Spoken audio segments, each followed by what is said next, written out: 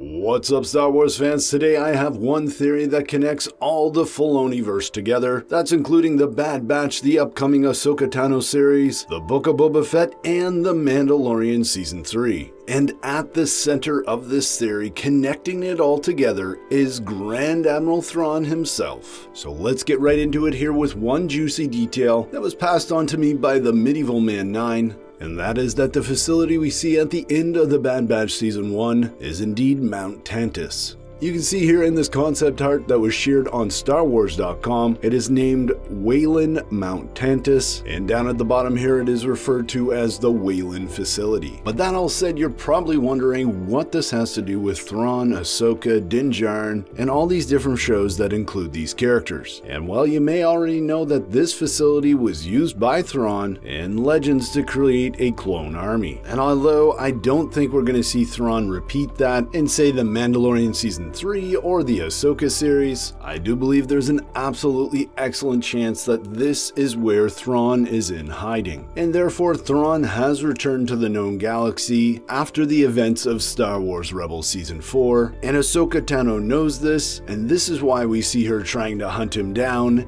in the Mandalorian Season 2. But then of course the big question here is, what is Thrawn doing at this Wayland facility? While the Bad Batch certainly set up the fact that this is a cloning facility of some type, we saw the Empire taking Nala Se to the facility, and in the Mandalorian Season 1 and 2 we see Dr. Pershing, who has the exact same cloning uniform as the administrator that meets Nala Se at the end of the Bad Batch. So Thrawn could indeed, like he did in Legends, be creating a clone army, one strong enough to take on the New Republic. But if we look at some other hints from the Mandalorian Season 1 and 2, we know that the Imperial Remnant has put a lot of resources into tracking down little Grogu so that they can use his blood for what looked like in the Mandalorian Season 2 some sort of cloning. And really not just some sort of cloning, but most likely cloning Force-sensitive beings. So if that is Grand Admiral Thrawn's motivations, then how do these different characters tie into that story? We have Ahsoka, Boba Fett,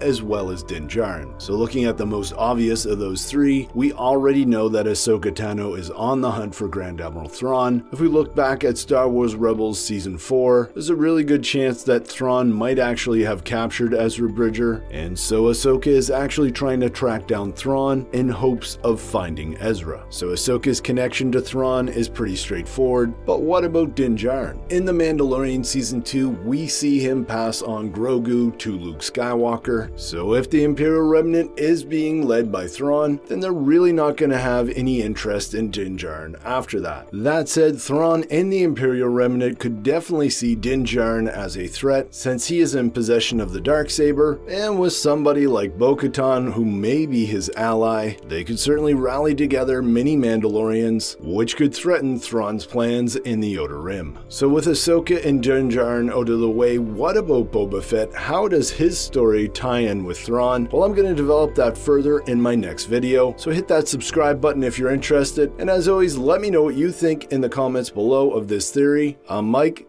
thanks for watching, and may the Force be with you.